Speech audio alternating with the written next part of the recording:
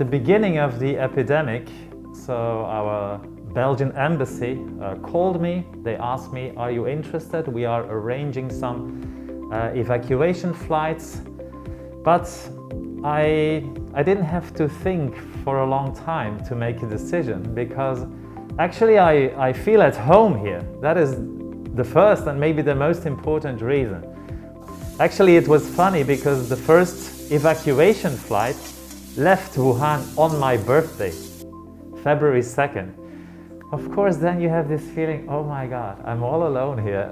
I could fly back home, but still, I was very confident about staying here. On one hand, I was quite confident about staying here, but then, you realize all other Belgians have left. I think 15 in the whole province of Hubei. And then first there is this feeling, now I'm all alone here. Have I made the right decision? But it didn't take long to be confident again and just think, yeah, that's fine. And actually, I was a little bit proud that I stayed here. Yeah, I've written this, was je weigeren, dan busche weigeren. So I'm a foreigner, but not an outsider. So that is something I like to express to people, and it's from the bottom of my heart, actually.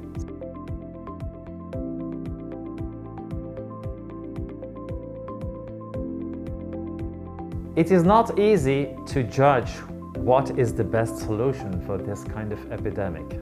So I think it's a huge challenge for any government to tackle such a situation. So that's one thing. So who are we as individuals to judge that this is not a good idea?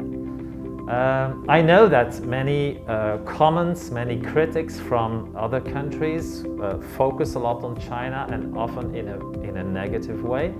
To be honest, I just try to be, I try to look at things in an objective way, unbiased. I think I look at the results, and from the beginning I can see, well, not from the beginning, but gradually we could see that this was a very efficient, a very effective approach.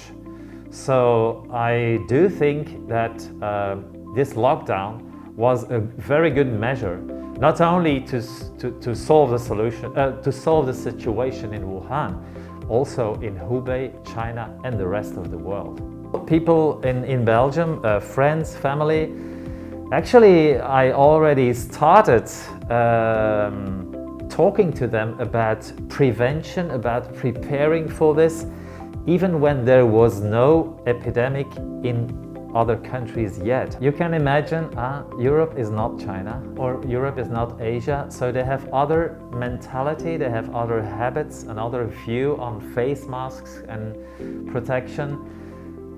Unfortunately, many people are still very, let's say, maybe they are not really taking it seriously. That was a reaction at the beginning, but even now in the midst of the epidemic, some people doubt the necessity of face masks.